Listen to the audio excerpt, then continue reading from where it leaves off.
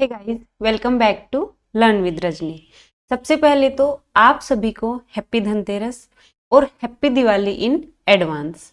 आई hope आप ये जो दिवाली का फेस्टिवल है वो अच्छे से एंजॉय कर रहे हैं और साथ ही साथ अपनी तैयारी भी कर रहे हैं।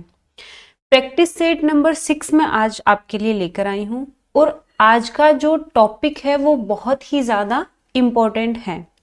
आज का टॉपिक मैंने लिया है इम्प्रूवमेंट ऑफ सेंटेंस। अब इम्प्रूवमेंट ऑफ सेंटेंस की मैं बात करूं तो ये पर्टिकुलर कोई टॉपिक नहीं है। कई स्टूडेंट्स इसमें डाउटफुल रहते हैं कि ये पर्टिकुलर कोई टॉपिक नहीं है। इम्प्रूवमेंट ऑफ सेंटेंस के बारे में अगर मैं आपको बताऊं तो ये कहीं से भी क्वेश्चन आ सकता है। ग्रामर का भी आ सकता है, वोकैब का भी आ सकता है, ग्रामर के ऐसे टॉपिक से भी आ सकता है जो आपके सिलेबस में अलग से नहीं दे रखा। तो आपको कोई डाउटफुल नहीं रहना है कि ये कोई टॉपिक है क्या नहीं है। इम्प्रूवमेंट ऑफ सेंटेंस का मतलब है कहीं से भी कुछ भी आ सकता है इंग्लिश में।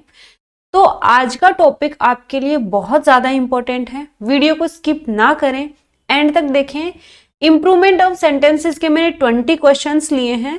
उन 20 क्वेश्चंस में मैंने सारे टॉपिक कवर कर लिए हैं।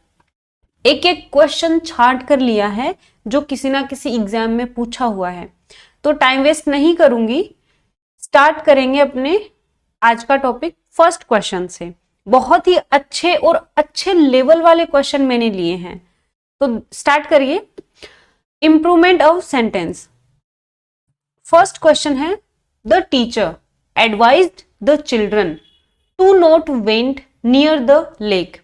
देखिए, क्वेश्चन को सही करने का, जो ग्रामर के क्वेश्चंस हैं उनको सही करने का सीधा सा फंडा मैं आपको बता दूं।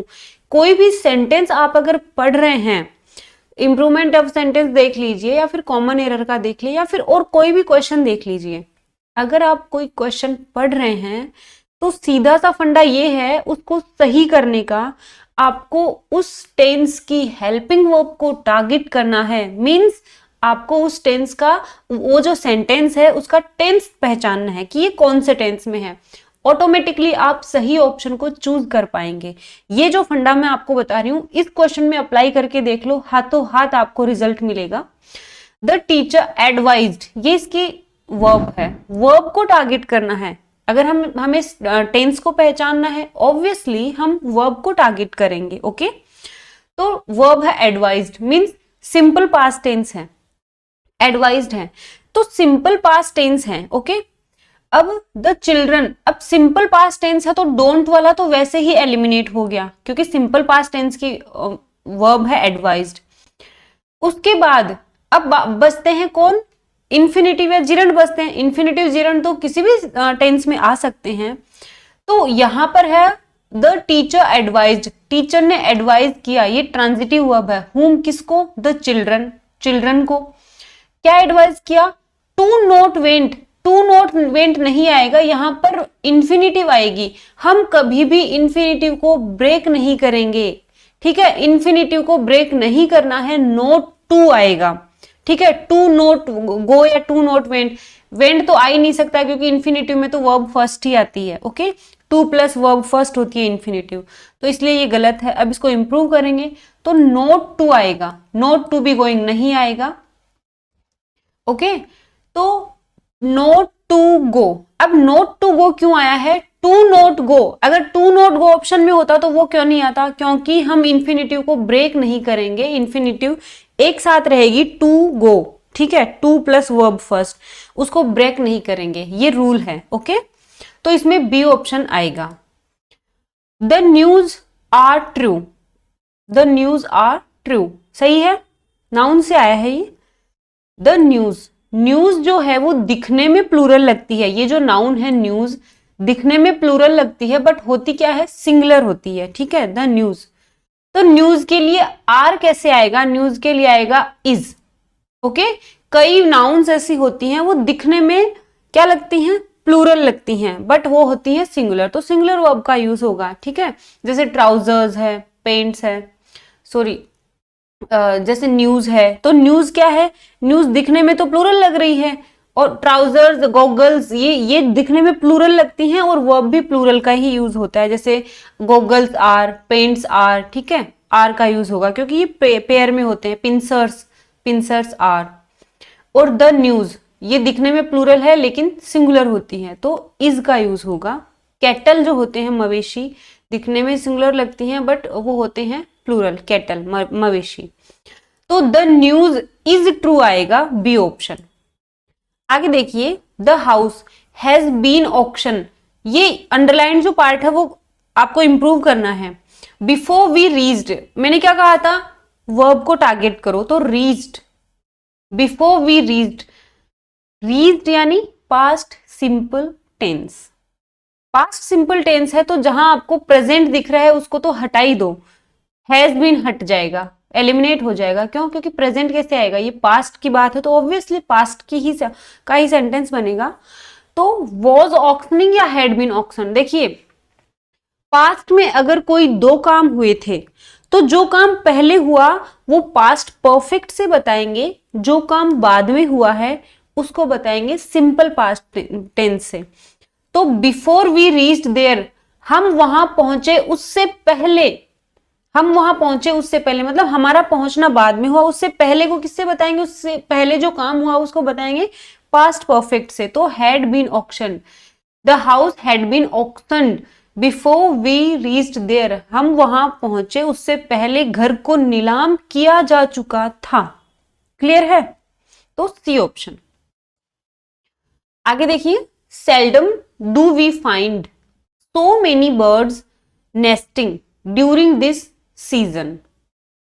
अब देखिए, सेल्डम डू वी फाइंड, यहां पर एक नया रूल मैं बताती हूं, यहां पर हुआ है इन्वर्जन। तो इन्वर्जन, सेल्डम पहले आ गया, ठीक है, कोई भी निगेटिव, हार्डली, स्कैर्सली, ये कुछ कुछ निगेटिव वर्ड्स होते हैं, ये अगर सेंटेंस में पहले आएंगे तो सेंटेंस का इन्वर्जन हो जाएगा। हैड भी कई बार पहले आकर सेंटेंस का इन्वर्जन हो जाता है। इन्वर्जन का मतलब ये है, ये वर्ड सेंटेंस के शुरू में आ जाएंगे, उसके बाद में सब्जेक्ट नहीं आएगा, उसके बाद में पहले आएगी वर्ब, फिर सब्जेक्ट आएगा, दैट इज कॉल्ड इन्वर्जन। यहां पर इन्वर्जन हुआ है, सेल्डम डू वी फाइंड, तो क्या आएगा बताऊं, बोलो, सेल्डम डज वी फाइंड। अब देखिए, ए बी ऑप्शन क्यों गलत है, seldom does we find, we के लिए डज का यूज कैसे होगा, वी के लिए डज का यूज तो नहीं हो सकता, इसलिए ये गलत है। Seldom we do find, seldom we do find नहीं, इन्वर्जन हुआ है। जब ये स्कैर्सली, रेयरली, सेल्डम, बेयरली ये सेंटेंस के शुरू में आ जाते हैं तो सेंटेंस का इन्वर्जन हो जाता है, तो सी भी गलत है। डी में देख लिए, seldom did we found, D option सही हो सकता था अगर यहां पर फाइंड होता तो, क्योंकि डिड के बाद में वर्ब की फर्स्ट फॉर्म आएगी, डू डज डिड के बाद हमेशा और हमेशा वर्ब की कौन सी फॉर्म आती है, फर्स्ट फॉर्म आती है। तो डिड वी फाउंड भी गलत है, इसलिए नो सब्सटीट्यूशन रिक्वायर्ड, कोई सब्सटीट्यूशन रिक्वायर्ड नहीं है, ये सेंटेंस ऑलरेडी सही है, इसमें कोई इंप्रूवमेंट की जरूरत नहीं है। सेल्डम डू वी फाइंड, ये प्रेजेंट की बात बता रहा है, अगर हमें पास्ट की बात बतानी होती तो सेल्डम डिड वी फाइंड से बता सकते थे, अगर इसमें फाइंड होता तो ये ऑप्शन सही होता। ओके, आगे चलिए, the medicines have arrived, question tag का क्वेश्चन है। ओके, क्वेश्चन टेक गई, the medicines have arrived isn't it. Question tag में अगर ये सेंटेंस, मेन सेंटेंस अगर अफर्मेटिव है तो क्वेश्चन टेक निगेटिव में बनेगा, अगर मेन सेंटेंस निगेटिव में है तो क्वेश्चन टेक बनेगा अफर्मेटिव में, सीधा सा फंडा। तो ये अफर्मेटिव यानी असर्टिव सेंटेंस है, इसको निगेटिव में बनाएंगे, निगेटिव में बनाएंगे तो इजंट इट क्यों आएगा, आपको क्या करना है, वर्ब देखनी है। वर्ब अगर हैव आ रहा है, वर्ब अगर हैव से है, मेन वर्ब, मेन जो सेंटेंस है उसमें हैव से बन रहा है, यहां भी क्वेश्चन टेक भी हैव से बनेगा, तो हैवंट दे, हैवंट दे आएगा। Okay, it was a second hand car, was आ गया यानी पास्ट का सेंटेंस है, बट हैज नॉट, अब देखो वॉज और हैज का कॉम्बिनेशन जम नहीं रहा, इसलिए इसको इंप्रूव करेंगे हम। तो पास्ट का सेंटेंस है वॉज अ सेकेंड, तो हैज नॉट बीन ये तो एलिमिनेट हो जाएगा। अब देखिए, it was a second hand car but it had not been used much, लेकिन इसको ज्यादा समय तक यूज नहीं किया गया था। ठीक है, तो बी ऑप्शन आएगा। नेक्स्ट है the interview will be conducted. ठीक है, interview will be conducted by 9 AM till 11 AM। देखिए from 9 AM, from to, from जो है वो अपने साथ टू लेगा। जब हम एक टाइम से शुरू होकर कोई दूसरे टाइम को बताते हैं तो फ्रॉम और टू से बताएंगे। तो और बिटवीन जो है यहां पर बिटवीन अपने बाद एंड लेगा, फ्रॉम अपने बाद टू लेगा, तो सी ऑप्शन आएगा। फ्रॉम 9 AM इंटरव्यू कंडक्ट करवाया जाएगा, कब से कब तक? 9 AM से 11 AM तक। फ्रॉम टू, फ्रॉम के साथ टू आएगा और बिटवीन के साथ एंड आएगा। आगे चलिए, mister Sharma is kind as his father. तो देखिए मिस्टर शर्मा को उसके फादर से कंपेयर किया गया है, कंपेयर किया गया है तो एज से होगा। कंपैरिजन किससे होगा? एज से होगा। Means mister Sharma is as kind, उतने काइंड हैं जितने हिज फादर, तो एज से क्वेश्चन सेंटेंस बनेगा, as kind as his father. A option is the right answer. Next question लीजिए, ही लॉस्ट हिज हार्ट। ये ईडियम है, लॉस्ट हार्ट। लॉस्ट हार्ट मतलब हार मान लेना, झुक जाना। तो he lost his heart because he could not cope with the difficult situation. तो ये एक ईडियम है, कोई भी प्रोवर्ब होती है, ईडियम होता है, उसमें हम चेंजेस नहीं कर सकते, वो एज इट इज ही आता है। ओके, एज इट इज ही आता है। मैंने आपको बताया कि इंप्रूवमेंट ऑफ सेंटेंस कहीं से भी आ सकते हैं। ठीक है, ग्रामर का पोर्शन भी आ सकता है, वोकेबुलरी का भी क्वेश्चन आ सकता है। इंप्रूवमेंट ऑफ सेंटेंसेस में कोई भी सेंटेंस इंप्रूव करवा सकते हैं आपको। ओके, आपसे। तो ही लोस्ट हार्ट आएगा। लोस्ट हार्ट मीन्स हार मान लेना। ये ईडियम है जिसमें हम कोई फेरबदल नहीं कर सकते। ईडियम्स, फ्रेजेस, प्रोवर्ब्स वो सेम टू सेम आती हैं। ठीक है, आगे चलिए। आई विस्ड, अब वर्ब को हमने टारगेट किया, वर्ब को टारगेट किया तो विस्ड यानी simple past tense. I have, अब सिंपल पास्ट टेंस है इसलिए हैव कैसे आएगा? इसलिए इसको इंप्रूव करना है। I have tried more harder. दूसरी चीज ये, एक गलती तो ये है कि विस्ड के साथ हैव का कॉम्बिनेशन नहीं जम रहा, क्योंकि ये पास्ट का सेंटेंस है तो यहां भी वर्ब जो वो पास्ट में ही आएगी। एक एरर इसमें ये है कि मोर हार्डर नहीं आएगा। दो कंपेरेटिव डिग्री कैसे आएंगी? ठीक है, हार्डर, हार्डर के साथ मोर का यूज नहीं होगा। तो आई विस्ड, अब क्या आएगा? हैव।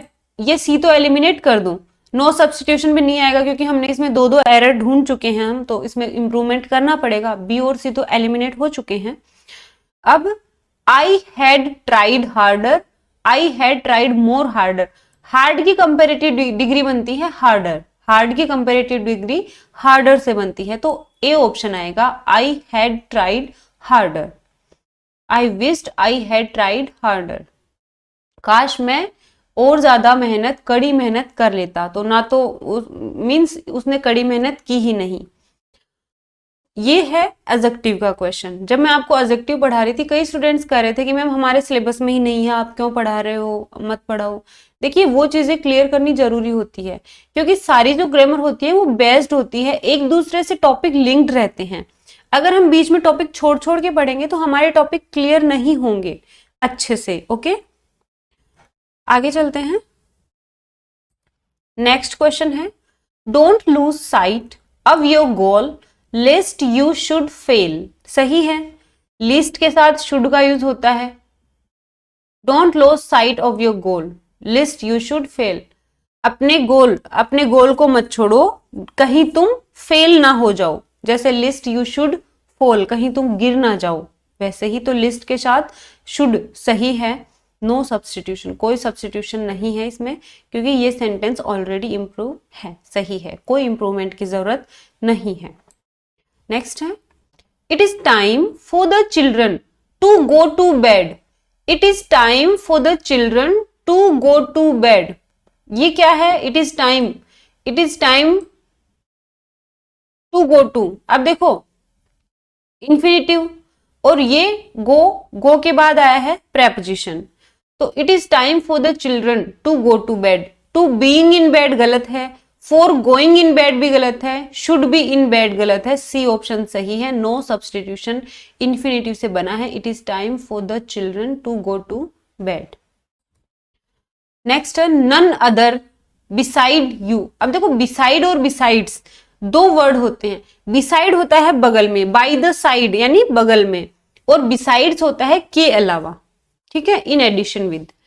तो none other beside you are knowing the truth. पहली बात तो ये यहाँ पर बिसाइड नहीं बिसाइड्स का यूज होना चाहिए, क्योंकि बिसाइड तो बगल में होता है, बाय द साइड होता है, तो बिसाइड्स का यूज होना चाहिए। और नो का जो है, नो की प्रोग्रेसिव फॉर्म नहीं बनेगी, नो की प्रोग्रेसिव फॉर्म नहीं बनती है। ओके, अब इसको इंप्रूव करना है तो but none other but you are knowing, progressive form नहीं बनेगी। ओके, प्रोग्रेसिव फॉर्म नहीं बनेगी, और ये बिसाइड भी नहीं आएगा, बिसाइड्स आना चाहिए, तो ये गलत है।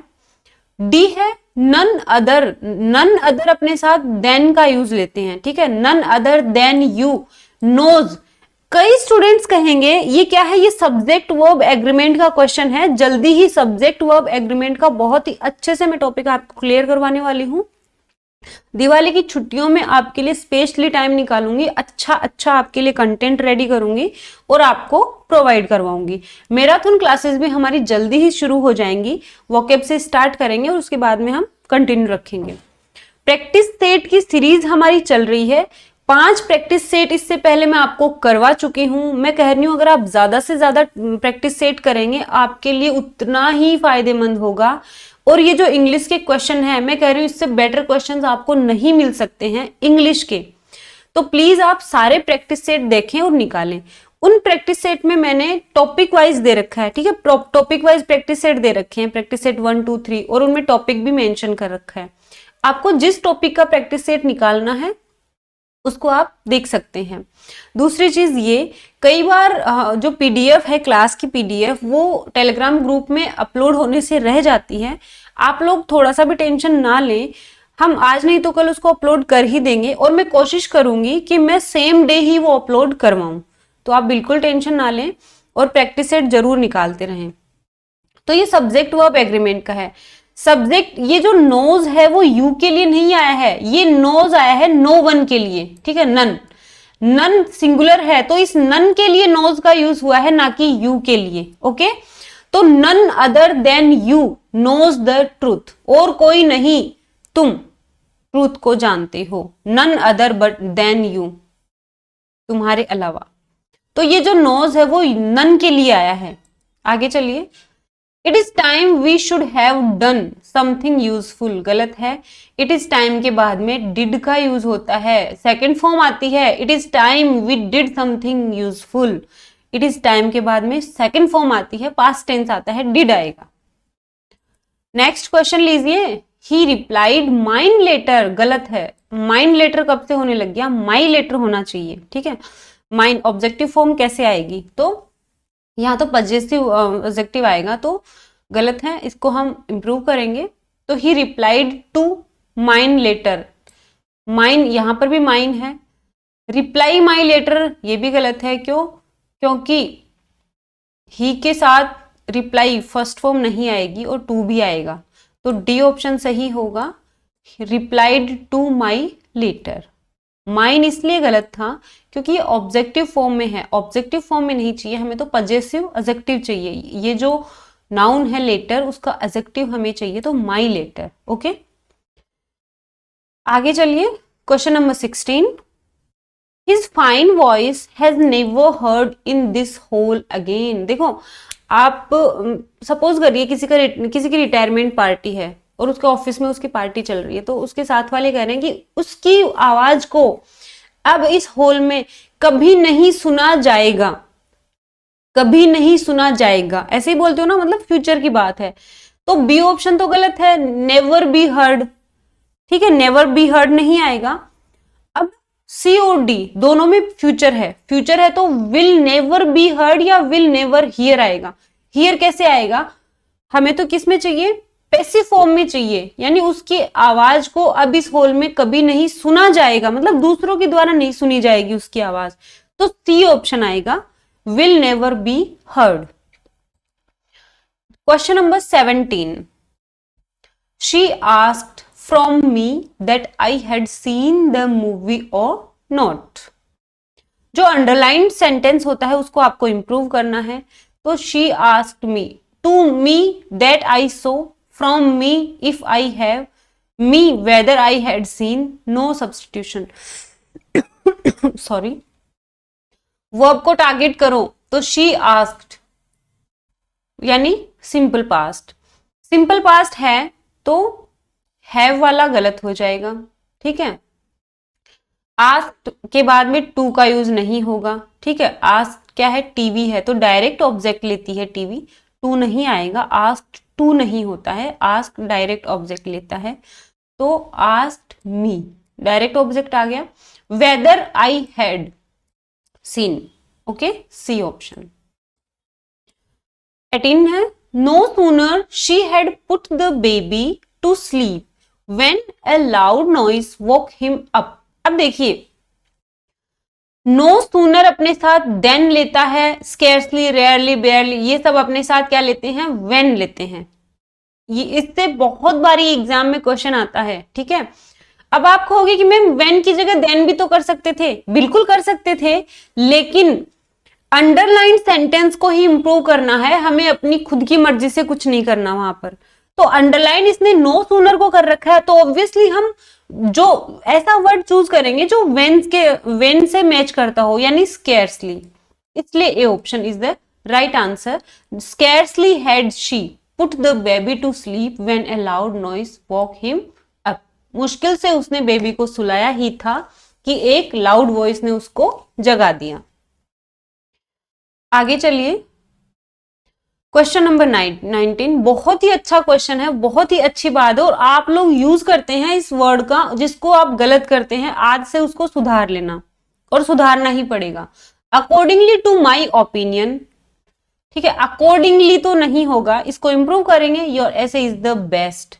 तो मेरे ओपिनियन में, मेरे विचार में, मेरे दृष्टिकोण में आपका ऐसे है वो सबसे अच्छा है।